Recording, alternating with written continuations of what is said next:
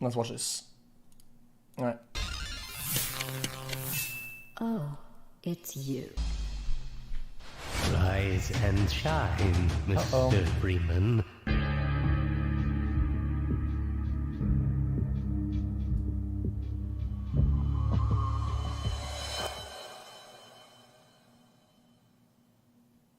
That's cursed. Now, for all of the smoke and mirrors, Valve isn't a faceless corporate entity. Quite the opposite. Its face is very well known and loved. Gabe Newell. Chat, why don't you give me a gay Ben in chat? Can I get a gay Ben in chat? Make him happy, dude. There it is. Nice.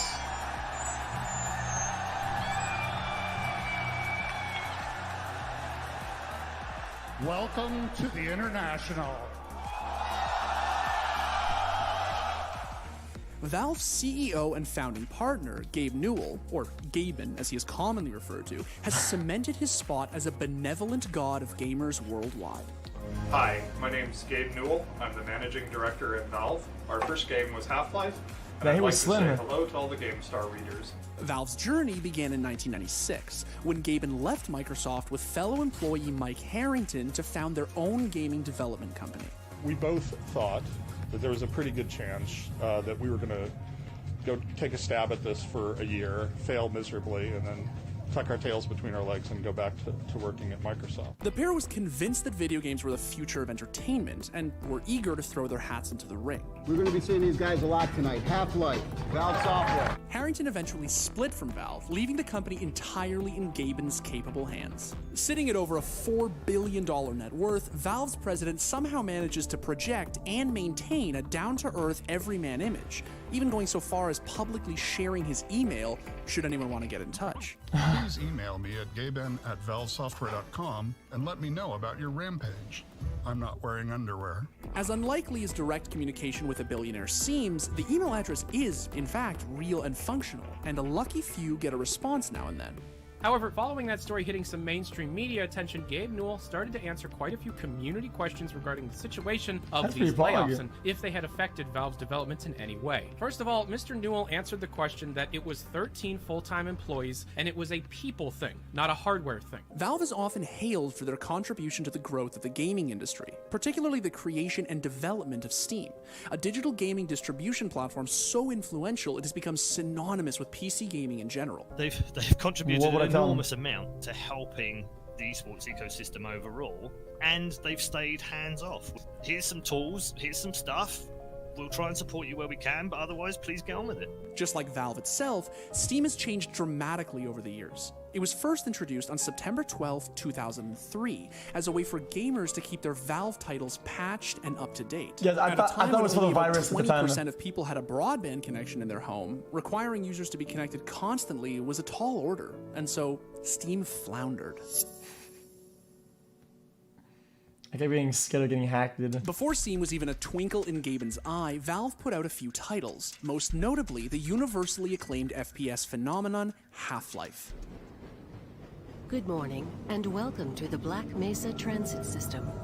This automated train is provided for the security and convenience of the Black Mesa Research Facility personnel. Half-Life ushered in a new generation of FPS games, receiving numerous Best Game awards and even leading to Counter-Strike, which was originally a mod of that game. It was just one of many mods that got dropped out of Half-Life being the most amazing game engine. The fan base clamored for a sequel, and Valve delivered. Source. Rise and shine, Mr. Freeman. Rise and shine. Half-Life 2 was incredible, such a revolutionary game from a lot of perspectives, and the thing that really stands out about it is that just like Half-Life 1 totally changed first-person Source the shooters, engine later. Half-Life 2 just did it again.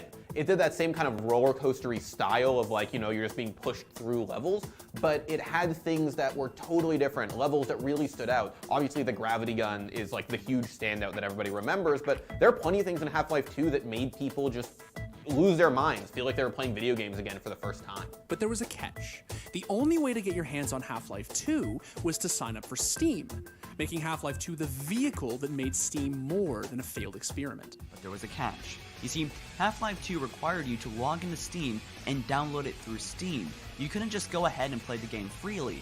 And I'm telling you, a lot of people did not know this, and when I say a lot, I mean a lot. Instantly, Valve had ingeniously locked people into getting Steam. And with an influx of users, the platform grew. In 2005, Valve allowed third-party releases onto Steam for a cut of the profits made from digital sales. Ragdoll Kung Fu and Darwinia were the first non-Valve games made available on Steam, marking its transition into a fully functional digital store. As more and more titles came pouring in, it was full steam ahead for Valve.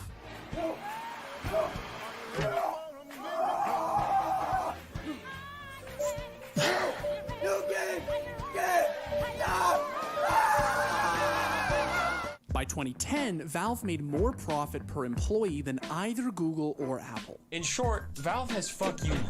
Actually, they have fuck me money. Today, Steam monopolizes a significant portion of the digital sales market for games. Per employee, that's By pretty cool. moving their wares from the physical to the digital realm, Valve kickstarted a change that helped revolutionize the way we consume media. Steam created the digital market and it nurtured it, grew it into a multi-billion-dollar industry to the point where most PC players don't buy any physical games, and those that do aren't surprised to find a Steam key inside their game case.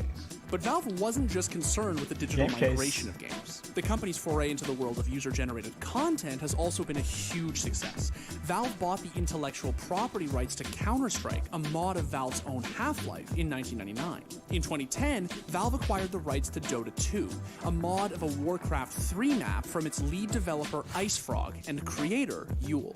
Needless to say, both Dota 2 and CS have been extremely worthwhile investments. Every time that you guys play a match or create an item or contribute to the compendium, you're helping make Dota better for the rest of us. Valve also created a space for users to submit their own content, including mods and cosmetics that others could purchase through Steam. And not only that, they've also been very supportive of mods over the years as well. If you think about it, Half-Life is the original game. Counter-Strike is a mod. Dota is a mod. Underlords is kind of an evolution of a mod of a game. And so they've been very open to that. They've hired people in.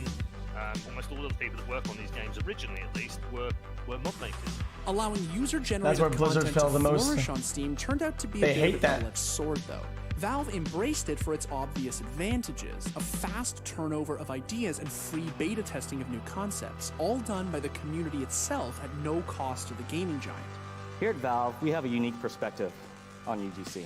Some of our most popular game franchises started off as mods of other games. Because of this background, many of our products directly support UGC in one way or another. So we've truly seen the power of it firsthand. The disadvantages, of course, were the torrents of content being added to Steam, some of it poorly made or offensive. But the floodgate had been opened.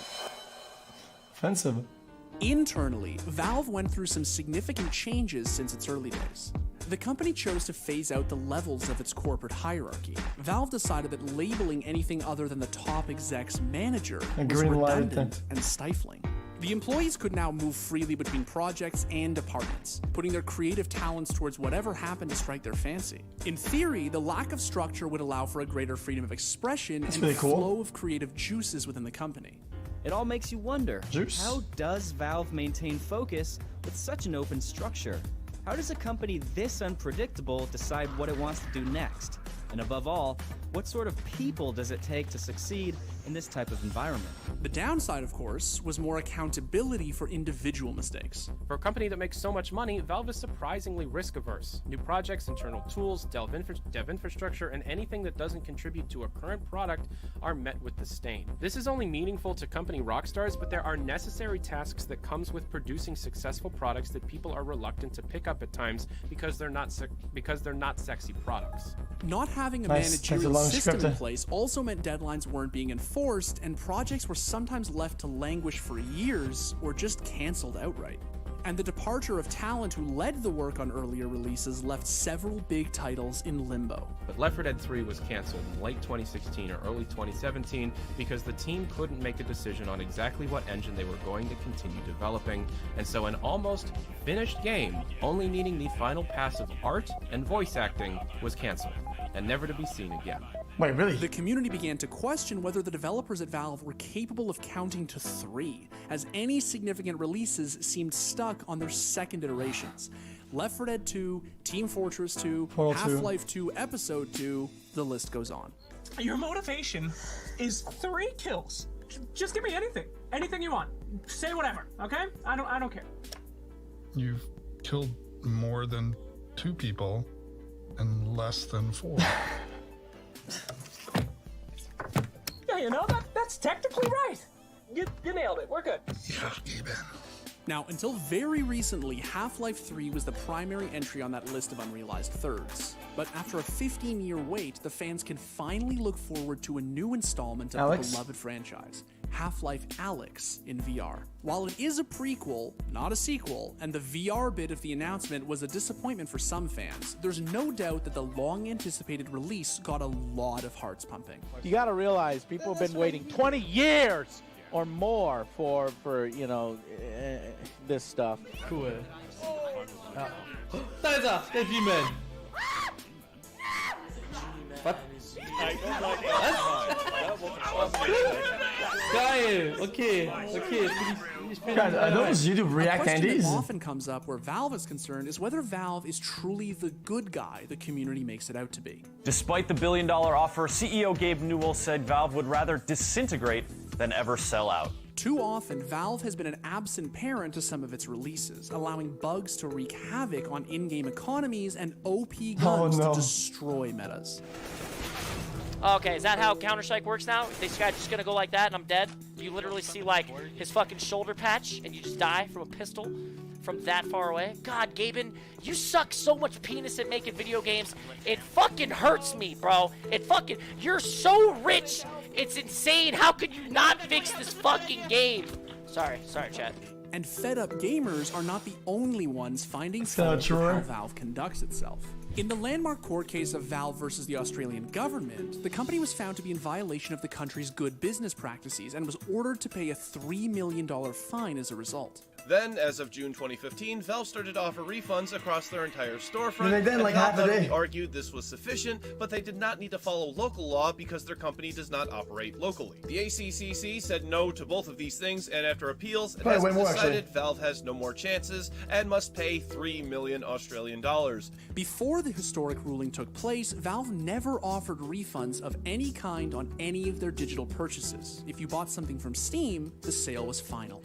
In what was seen as a gesture of goodwill by Valve towards their consumer base, all refund requests made within 14 days of purchase or before the game was played for more than 2 hours were automatically approved. People abuse the fuck out of that. Gesture on Valve's part, as so many had treated them as the last great pro-consumer entity out there at the time. It was due to legal pressures as a result of this one lawsuit. And as I said, Valve's implementing their refund policy was not out of any pro-consumer leaning. It was wholly motivated out of self-preservation and self-interest. The Australian case wasn't the first or the last time Valve found itself embroiled in a lengthy court battle. Former partner disputes, intellectual property ownership claims, consumer rights group lawsuits, skin gambling scandals, geo-blocking accusations. Valve's legal history is a dark and thorny place. And the law isn't the only thing that Valve has had to struggle against. Now, it's not Half-Life 3, for what it's worth. It's not a new hero. But Valve has a new game coming soon. You're not giving me the appropriate reaction that deserves. Artifact, Valve's first release in years, bombed so badly that 95% of its active player base dropped the game a mere 2 months in. Destroy an enemy artifact? But Artifact is already dead. By July 2019, the game boasted fewer than 100 players, putting Artifact into its own category of dead game. Artifact simply had too many problems. Deep-rooted issues with the gameplay, and the fact that the game wasn't free-to-play unlike some of its biggest competitors left loyal Valve fans tangibly disappointed. I will be really disappointed if the economy ends up being just like the biggest shortcoming with the game. Because I really actually enjoy the game itself. But, I mean, they can't release it like this. Combined, these factors led to Artifact's swift demise. But I do wish we could have figured out a way to manage our relationship with the fans better, because in the end, I think that the game was a very, very good game, but not necessarily for everybody. But just because Artifact got off to a rough start, it doesn't mean that Valve has given up on it just yet. Any definite revival plans, however, I think it was a piece of shit. Not one to be deterred by a silly thing like a failed game, Valve continued working on its many other ventures. The International 2019 had over 1.1 million viewers on Twitch during the grand finals, the most ever for a Dota 2 event. They innovated a lot with that. Steam's Remote Play Together beta feature was expanded to all users, and Valve announced that plans were already in the works for the next 2 CSGO majors. Additionally, in light of the success of mods like Dota Auto Chess, Valve is looking to reach deeper into the gaming market in countries like China, where Steam currently operates under gray market conditions. According to reports, the Steam store is still accessible, but the writing may very well be on the wall for the Valve-run gaming website in China. And if that's the case, Valve will be feeling the pinch.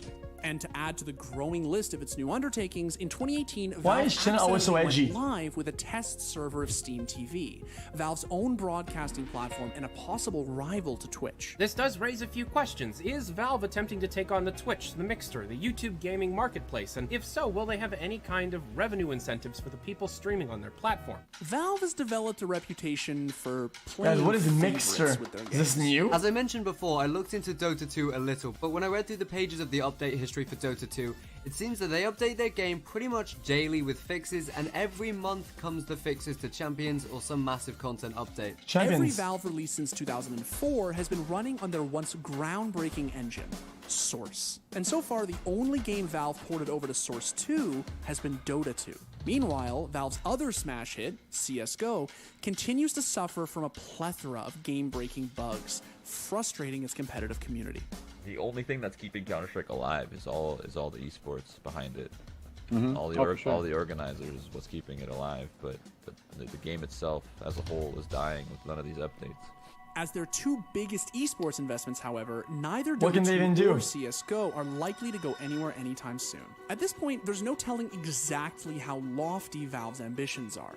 Valve seems to only be interested in making games when it's this huge, earth-changing event, right? When it's TF2 basically inventing the class-based shooter. When it's Half-Life and Half-Life 2 revitalizing FPSs. When it's Half-Life Alyx trying to be the game that sells people on VR.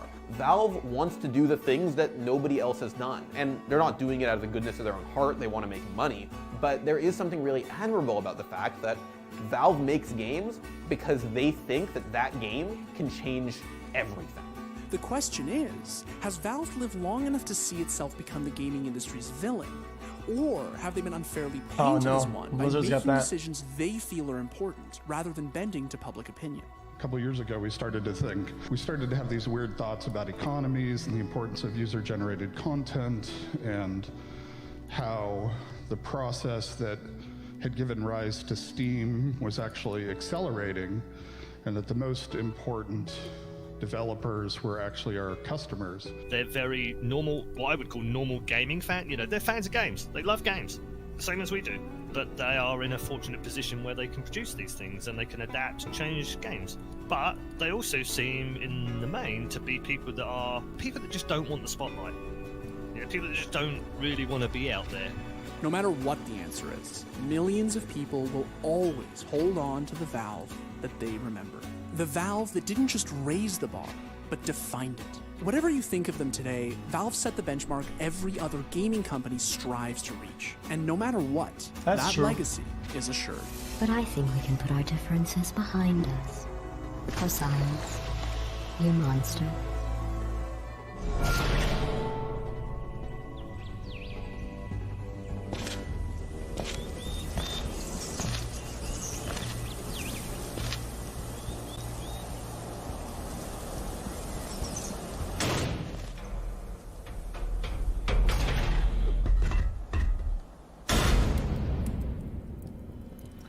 Spoilers, dude. This game is so old.